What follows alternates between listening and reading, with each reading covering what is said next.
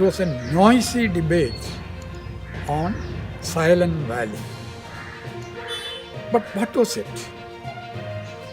It was not for actually gathering a large number of people as if their votes matter, because a decision on this project is not taken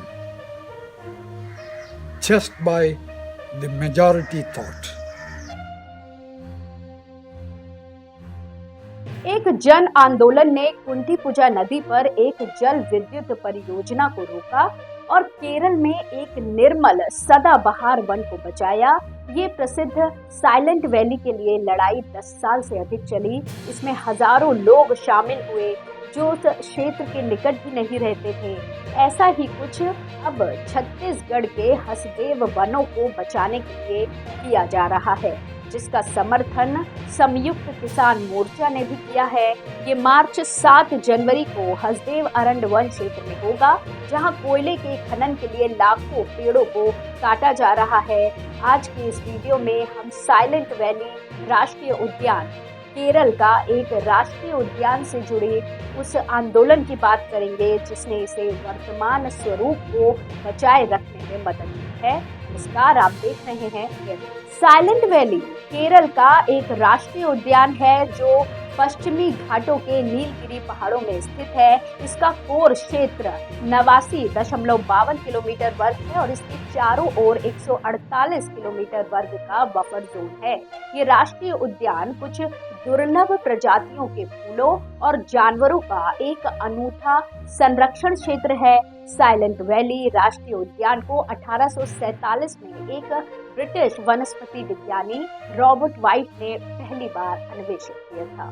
यह केरल के पलक्कड़ जिले, मलप्पुरम जिले के नीलंबूर तालुका केरल और तमिलनाडु के नीलगिरी जिले के सीमाओं में स्थित है। ये नीलगिरी जैव विविधता क्षेत्र के समृद्ध जैव विविधता का हिस्सा है। करियमपुजा वन्यजीव अभयारण्य, न्यू अबरम्बलम आरक्षित वन, नेडुम कायम वर्षा वन, नीलंबूर तालुका के मलप्पुरम जिले पहाड़ी आरक्षित वन, पलक्कड़ जिले के मनरक्कड़ तालुका और नीलगिरी जिले का मुकुर्ती राष्ट्रीय उद्यान साइलेंट वैली राष्ट्रीय उद्यान के आसपास स्थित है। आपको बता दें कि साइलेंट वैली राष्ट्रीय उद्यान को एक जल विद्युत परियोजना से बचाने के लिए एक अद्भुत जन आंदोलन का श्रेय जाता है, जिसे साइलेंट वैली आंदोलन के नाम से जाना जाता है। इस आंदोलन की शुरुआत 1970 के दशक में हुई, जब केरल सरकार ने कुंठीपुजा नदी पर एक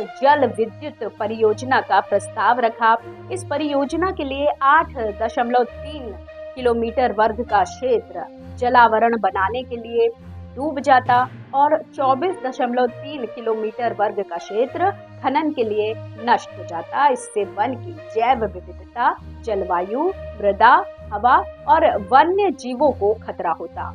इसलिए ये परियोजना के विरोध में विभिन्न सामाजिक, पर्यावरणीय और वैज्ञानिक संगठनों ने एक साथ मिलकर एक शक्तिशाली आंदोलन चलाया। इसमें केरल साहित्य अकादमी, केरल शास्त्र संस्थान, केरल वन्य जीव संरक्षण समिति, केरल शैक्षिक महासंघ, केरल विद्यार्थी युवा जनसंघ, केरल कांग्रेस, केरल जनता पार्टी, केरल एकीकृत संघर्ष समिति, केरल शास्त्र साहित्य परिषद, केरल वन्य जीव अभियान, केरल वन्य जीव विकास समिति, केरल वन्य जीव विकास आयोग, केरल वन्य जीव विकास निदेशालय, केरल वन्य जीव विकास बोर्ड, केरल वन्य जीव विकास फाउंडेशन, केरल वन्य जीव विकास ट्रस्ट, केरल वन्य जीव विकास सोसाइटी, केरल वन्य जीव विकास संघ, केरल वन्य जीव विकास मंडल, केरल वन्य जीव विकास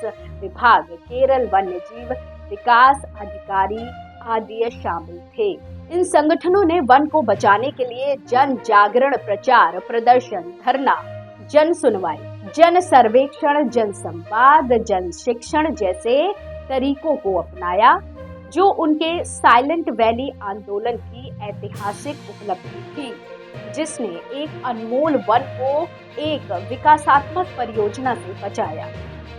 इस आंदोलन ने न केवल केरल के लोगों को अपने पर्यावरण के प्रति जागरूक बनाया, बल्कि पूरे देश और दुनिया को भी प्रेरित किया। इस आंदोलन ने वनों के महत्व, जैव विविधता के संरक्षण, जलवायु परिवर्तन के प्रभाव, जन भागीदारी की भूमिका, वैज्ञानिक अध्ययन की आवश्यकता, न्यायपालिका की भूमिका, मीडिया की भूमिका, सरकार की जिम्मेदारी और विकास और पर्यावरण के बीच संतुलन आदि के बारे में जनता को जागरूक किया। इस आंदोलन का परिणाम ये था कि 1986 में केंद्र सरकार ने इस परियोजना को रद्द कर दिया और 1989 में साइलेंट वैली को राष्ट्रीय उद्यान का दर्जा दिया। आज साइलेंट वैली एक पर्यटन स्थल है, एक शोध केंद्र, एक शिक्षा केंद्र और एक पर्यावरणीय आदर्श है। आज की तारीख में फिर से हमारे पर्यावरण से छेड़छाड़ हो रही है। विकास के नाम पर हम अपने वनों, नदियों, पहाड़ों और अन्य प्राकृतिक संसाधनों को नष्ट कर रहे हैं। हमें इसे रोकने के लिए एकजुट होना होगा। हमें अपने पर्यावरण की सुरक्षा के लिए जन आंदोलन चलाने होंगे। हमें साइलेंट वैली आंदोलन से प्रेरणा लेनी होगी। हमें अपने पर्यावरण को बचाने के लिए अपनी आवाज उठानी होगी। हमें अपने भविष्य के लिए लड़ना होगा।